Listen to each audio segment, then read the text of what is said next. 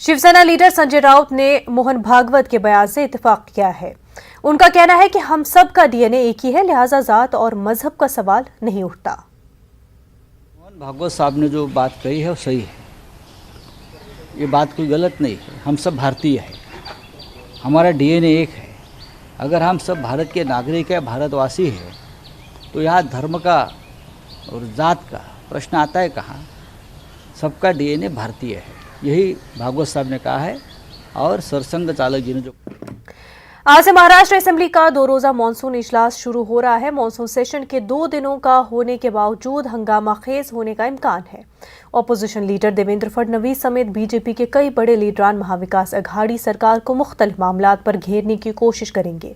खासतौर पर supreme court के जरिए मराठा समाज के लिए सरकारी नौकरी और एजुकेशन में कोटा खत्म करने और स्पीकर के इंतखाब को दोबारा मौखर करने का फैसले के खिलाफ ऑपोजिशन का रुख जारहाना हो सकता है। हमारे नुमाइंदे वसीम हमारे साथ जुड़ चुके हैं। वसीम, क्या आज से शुरू होने वाला 2 दिन का मानसून इजलास शुरू हो चुका है?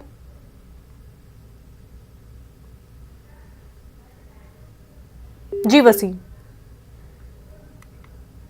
तो नाजरीन, आपको बता दें कि आज से ही महाराष्ट्र असेंबली का 2 रोजा मानसून इजलास शुरू होने जा रहा है। मानसून सेशन के 2 दिनों का होने के बावजूद ये सेशन काफी हंगामा खेज हो सकता है। ऑपोजिशन लीडर देवेंद्र फडणवीस समेत बीजेपी के कई बड़े लीडरान महाविकास अघाड़ी सरकार को मुख्तलिफ मामलात पर घेरने की कोशिश करेंगे। वसीम हमारे साथ जुड़ चुके। वसीम, क्या मानसून इजलास शुरू हो चुका है?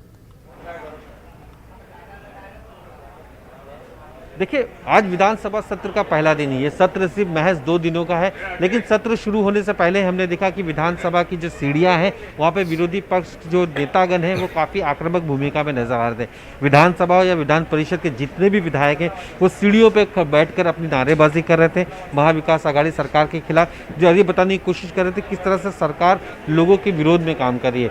देखा गया पिछले कुछ दिनों में लगातार बीजेपी आक्रामक भूमिका में और सरकार को घेरने की कोशिश कर रही है। जिस तरह से हमने देखा कि किसानों के मुद्दे पे जिस तरह से देखा गया पंचनामा किया गया है, जिस तरह से अकाल आया था उसके बाद से अब तक किसान को मुआवजा नहीं मिला है।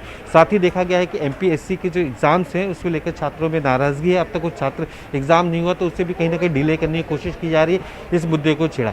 साथ ही देखा गया है कि जिस तरह से ओबीसी आरक्षण एक बड़ा मुद्दा बना हुआ है राजनीति को लेकर, ऐसे में इस प्रस्ताव को जहां एक तरफ कांग्रेस के जो नेतागण हैं वो विधानसभा में रखने वाले हैं, उस प्रस्ताव को लेकर भी सवालिया निशान बीजेपी उठा रही है कि जिस तरह से सुप्रीम कोर्ट का ऑर्डर था उसके बावजूद भी ये सरकार उस तरह के काम नहीं कर रही है, महज सिर्फ और सिर्फ राजनीति कर रही है, जिसकी वजह से ओबीसी समाज में नाराजगी है।